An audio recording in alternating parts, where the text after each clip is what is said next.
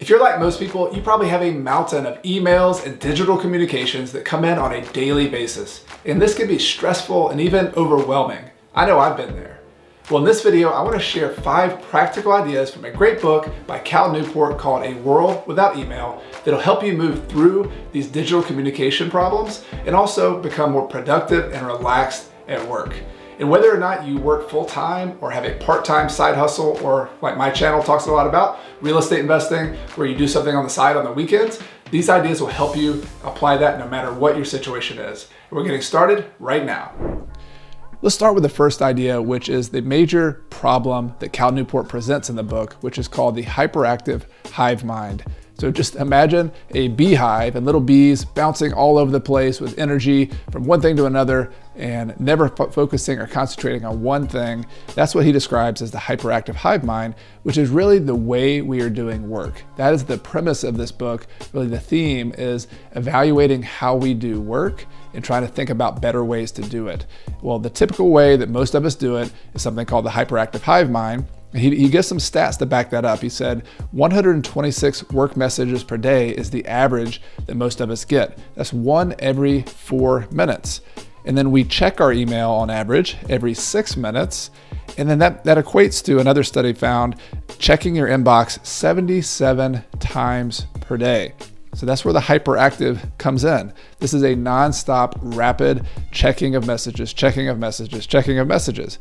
Now, go back to the source. The email isn't the devil or the evil thing in and of itself. It came about because it's useful. It has some advantages. Just like a lot of technology, there are reasons people adopted it. It's simple, it's very adaptive and flexible. You can use it in lots of different situations. It's easy to learn, it's instant. There's instant communication. That was really the revolution. Instead of snail mail, getting a very fast email. And then it's widely used. So why wouldn't you use it? For all of these reasons, right? Well, the negatives of this, of being involved in this, and some of this you have control over, some of this you don't. You're in a work situation maybe that requires it. And we're going to talk about some ideas on how to handle that. But the negatives of this, there's a switching cost. There's a real decrease in productivity when you constantly switch your attention from one thing to another. Cal Newport has another book called Deep Work, which I've done a review on. You can check that out in the video description below, about how the most valuable work you can do in today's economy, and also the most rare work, is where you focus longer periods of time and use your brain, use your thinking to figure things out, to learn, to solve problems. And that can't happen when you have switching costs. We actually have something that Cal Newport referenced from a scientific study called attention residue. You have this little residue left over from the last thing you switched from, and it's very difficult to switch to the next one and get back into it if you're constantly going from one thing to another. So there's a real decrease in productivity, but there's also a social anxiety. When you're overwhelmed, when you have so many communications coming in and you can never hope to get to all of them, you're letting something primal down in our social kind of network.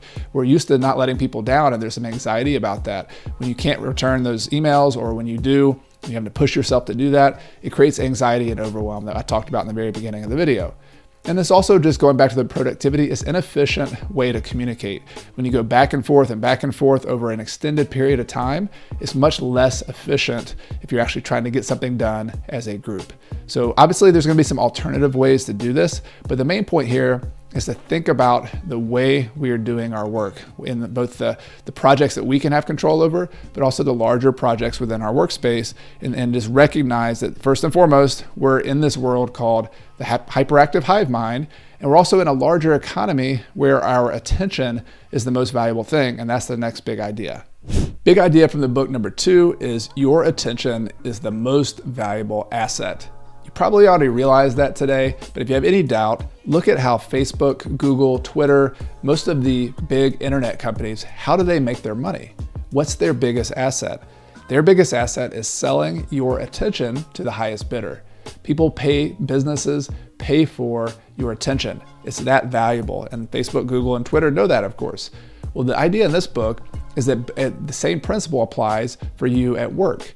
We are in a knowledge economy where a big portion of the value that we all produce and that makes us valuable for our job or as an entrepreneur is the amount of quality output we can make. So we have to take our ideas and our time, and we have to turn that into quality output. That's how we make money. That's how we're valuable to our job or our business. And how do we do that? We use our brains and our attention to to do that.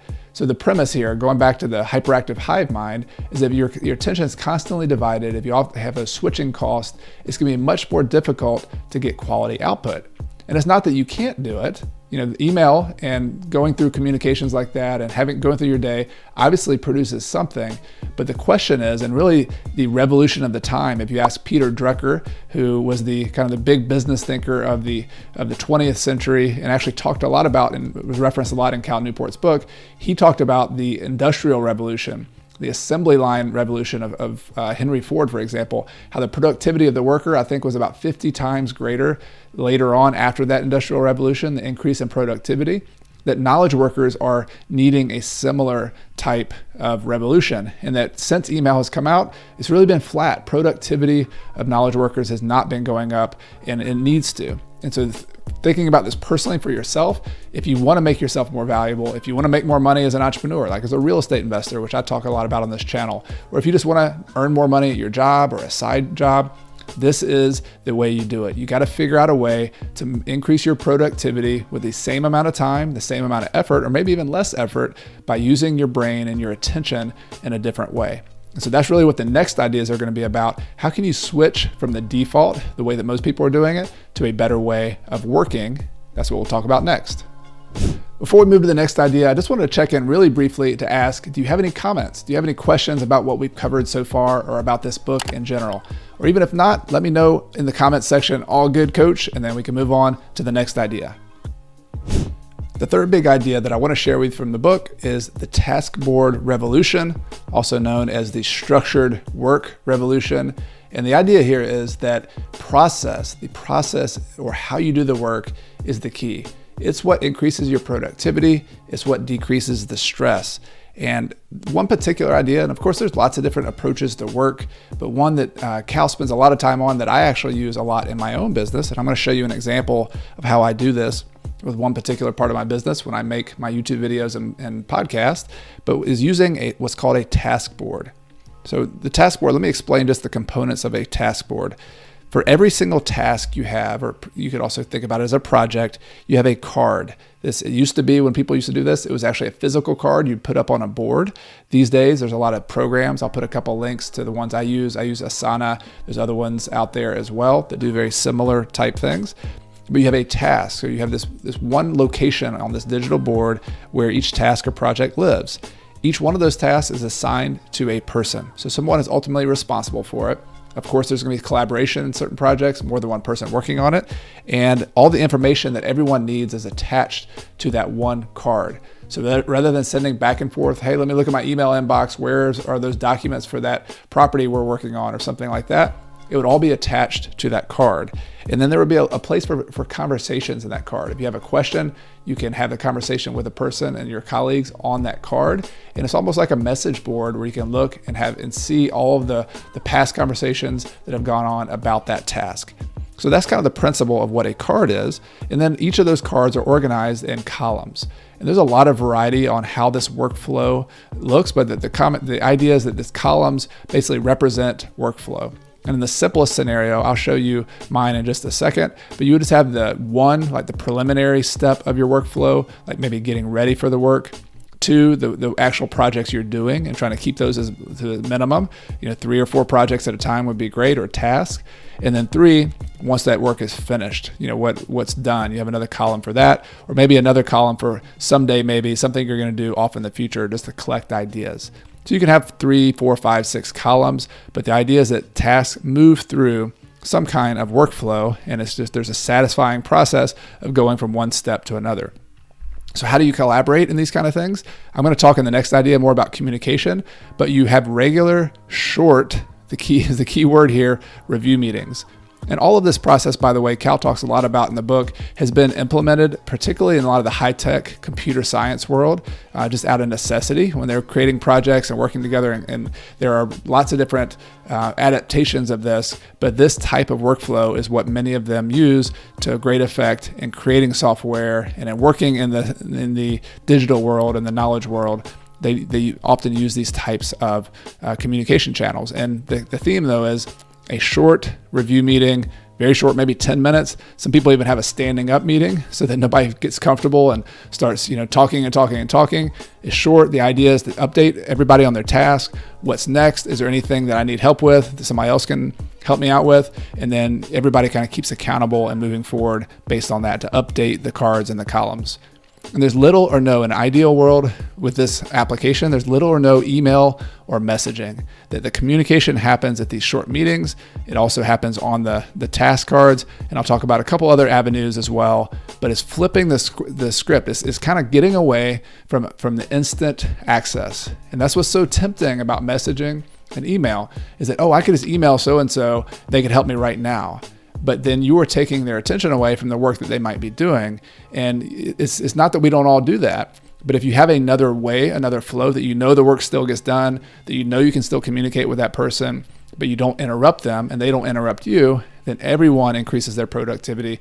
Everyone reduces their stress. That's the idea here. Let me show you an example of my own workflow just to give you one particular application of this idea. I wanted to give you a real life example of how these task boards or structured workflows actually are implemented. And I'll just say up front, there's so many different applications of this. The book has a ton of great examples of how you can set them up in different ways. But as you can see here, I have for every single category of my professional life and also my household and different things I do at home, I have a different board for each one of those. And so you can kind of separate these out and go in depth as much as you want. For example, here's my Coach Carson team board. And I have one column here for reference. These are just like, for example, I have my branding colors that I might need to go to every once in a while. I know what my colors are, and so I can use those. I also have like any kind of like resources I need. So all of those live in this reference column, something we might use a lot. But then I have these kind of workflow columns. So next projects, these are the ones that are more immediate in the next week or two that I'm going to be working on. There might be an interview. I'm trying to reach out to somebody to do an interview for the podcast. I'm doing a webinar coming up pretty soon. So those are coming up soon. But then I have, what am I working on this week? I'm working on this email or this YouTube video. So World Without Email, did another one on internal rate of return, kind of batch those. And I have a couple podcasts I'm working on tomorrow and a course I'm working on for creative financing. So these are the tasks that I'm doing this week. And then within each one of those, there'll be some subtasks. But this doing column is where I concentrate and focus all of my work. And as one of those are done, I move them over to a done column all the way at the end, check it off the list.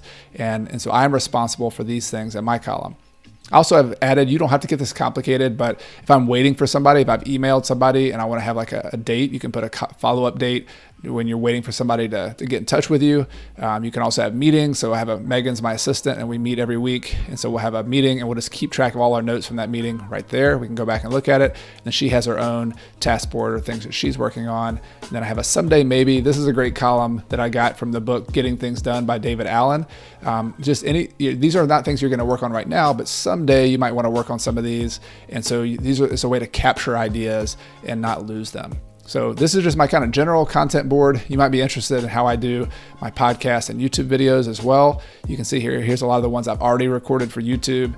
And here's some I'm working on right now. Just recorded internal rate of return. That'll come out. And then I'm also going to do this one next week. And I'm just doing this a World Without Email. And just to show you how the structure works though, we take a process, a checklist basically, and we put it inside of these. So you could have a paper checklist as well, but we assign each one of these tasks to somebody. Like I do the recording, I do the uploading, and then I have an editor who's responsible for everything after that. So that is the task flow, and this can be applied to lots of different things. I have the same thing for real estate investing. I'm not as active with that right now in terms of buying and in sales, but I would do the exact same thing. Every project I'd have where I'm buying a property, I would have each property or each lead would be a task, and then I would have details below that, move it through the workflow. And so this can apply to any type of workflow. You just have to use your creativity. And the common theme though, again, is getting away from the hive mind of all of our tasks. We very rarely, we do have some meetings with my editor, with Megan, but much more of our communication can be done online and we don't have to have emails going back and forth. That's the idea. Clearly, switching to any kind of new workflow or new process can be difficult. There can be friction, particularly when you're working in somebody else's work environment. You're not an entrepreneur, you can't set your own schedule. And one of the biggest friction points is communication, is that we do need to communicate with one another. We are collaborating, we have clients, we have customers, we have our boss. But the idea here is to get away, is to still communicate, but to move more towards scheduled communication and away from instant communication. That's the big distinction here. So how do you do that?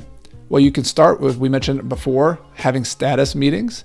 So you could have regular scheduled status meetings with your coworkers, with your clients, with your boss. And during these times, these are short meetings, by the way, remember, the point is just to update everyone on the status, to make sure there's any questions or issues that need to be added to the board or moved through, other information that you're not aware of. And then you go do your work outside of the meetings. The meetings aren't for doing the work. These are status meetings, they're update meetings. And when you know that those are happening regularly, if you have somebody you collaborate even more with, maybe you need to have more regular meetings. Maybe there's some businesses have these every single morning before people start working to have a status update. Maybe it's every week. You'll have to decide what makes sense for you. But moving away from just doing work at meetings and having status update meetings is one idea. Another is having office hours. So if you've been in school and college in particular, you probably know professors had office hours that you couldn't just show up anytime. There was a time posted on their schedule online perhaps, or at their office door that said, come by anytime, Monday through Friday from 2 to 4. I'll be in my office, make an appointment here, or just drop by to see if you can get an appointment. So you can do office hours. You can make it known with your coworkers, with other people that, hey, I'm available from 2 to 4. I'm available from 1 to 2 for calls, for communication, and they can drop by and say hello and ask you, have those more spontaneous questions or those more deeper questions that they might not be able to have during those status meetings. Another idea similar to that is to time block your messaging and calls. So the times when you're not doing deep work, deep work that I mentioned before, maybe you do that during your peak energy times in the morning. That's when I like to do mine. Maybe you have a couple hours where you just focus on the deep work without interruption. You're not available during those times, but then you let people know, or you just have your own scheduling where you time block the times when you're going to reply to emails, you're going to reply to messages, you're going to reply to calls. And yes, there might be a little bit of pushback at first. Hey, you didn't reply in 1 hour to somebody's message, but how many things really can't wait an hour or two? And if they are that urgent, there needs to be some work on the process, going back to the process of communicating and giving people information ahead of time. And so that does take some work, but not being available for certain periods of time allows you to do better work. That's one of the key ideas. And then you might want to consider having meeting budgets, giving yourself a meeting budget, saying if you're getting meetings to death, where all day long you're doing meetings and you're not getting any work done, have a conversation with your boss, have a conversation with yourself if you're your own boss, to say, I'm only going to have a certain part of my day when I do meetings. The rest of the time I'm doing work. And so you can schedule that in your day and say, so if you have all of your meeting filled up, you can just tell the person who asked for a meeting, I don't have any more time today. Can we do it another day? And then you put it off. So all of these are just particular techniques, but with the idea being you're going to schedule your communication, and instead of pushing back and avoiding that hive-like instant communication that typically happens.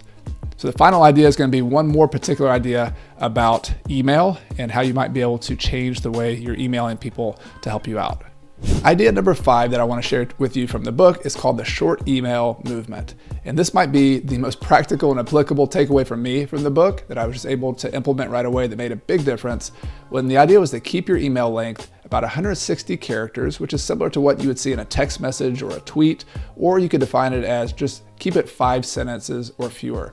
Now, this isn't an idea unique to Cal. I think he borrowed it from a couple other people he read about, but it's really a profound idea because email is a great tool for short questions, short updates, short answers. Setting up a meeting time perhaps is okay there, although there's some apps that might do that even better, but just very short conversations that lack nuance, that lack depth, those are okay for email. But I've been guilty of this myself. When you find yourself sending a multiple paragraph email explaining all the nuances of an issue or what you want somebody to do, how often do you actually want to read that really long email? You probably glaze over and say, I'm just going to put that off until later at best. And so if you have a nuanced, deeper communication, whether if somebody gives you one of those or if you want to communicate somebody, push it to a different communication channel. Make a call, set up a meeting, set up a Zoom, have that communication in a different format. Maybe they have office hours that we talked about in the last idea. Maybe there's another way you can communicate that'll actually be more effective because this wastes a lot of time, is not as productive, and so keeping your email short. You're probably the one who's going to have to implement this yourself, and you might get some pushback, of course, but your idea is to ask people to go to a different communication channel, but it forces you to also not waste other people's time. That if you need to have a deeper conversation, you initiate that alternative. And if somebody sends you a really long email, I get some of these, and they're from well-intentioned people who want me to answer a question, and I just don't have time to respond to those. I can't equally give them the amount of time that a 5-paragraph email submitted. So the answer typically is, it would be better for us to have a call. I don't have a lot of time for a call, or here's my one-on-one coaching schedule, something like that, and let's talk about it. Let's meet. Similarly, in my real estate investing business, if somebody's wanting to talk about a deal, talk about some kind of money situation, talk about a project management issue, like with a maintenance issue on a property or fixing up a property, short updates, great, but then a nuanced, deeper conversation, let's move to a different channel. So think about that with your own email, and then also hopefully you can implement a lot of these other ideas. They are big ideas. This is a big problem that's not going to be changed overnight for yourself, but I hope you can look back at those other ideas of your attention, and seeing your attention as one of the most valuable resources, pushing back a little bit against the hyperactive hive mind, saying and just recognizing that that's what we're all dealing with. And then figure out ways for yourself to adapt these ideas of structured work where you have time for deep work, where you have scheduled conversations instead of just instant communications, and perhaps implementing some of the practical ideas like the short email movement. There are lots of other great ideas in this book. I have so many notes that I took. I think you'll like it. Really, anything from Cal Newport is awesome. I would check it out, but this one in particular, along with Deep Work, which I have a link to in the video description below, are two of my favorites that I think you'll get a lot out of. Which of these ideas did you find the most helpful? And if you've read this book, I'd love to hear your opinion. Let me know in the comments below. And if you like this video, I'd appreciate you hitting the thumbs up, the like button, to help me spread the word on YouTube. And if you're new to the channel, be sure to hit the subscribe button and the little bell so you don't miss anything. I have new videos that come out every Friday morning. And if you like this video with a review and best ideas from A World Without Email, I think you'll also like another review I did of Cal Newport's book, Deep Work. It's kind of the cousin to this book, or a sibling. It lets you know, once you have that email tamed and once you have a different style of workflow, what's the most productive type of work you could do. It's called Deep Work, and it's probably the most valuable type of work you can do today in the attention economy. It's also the most rare, the most difficult. So check out that video. Both of those books are great and they complement each other. And you can see a link in the video description below, or also somewhere above, you'll be able to click on it. You've been watching Coach Carson TV. My name is Chad Carson. You can also call me Coach. And this is a channel all about investing in real estate, achieving financial independence, and doing more of what matters. See you next time.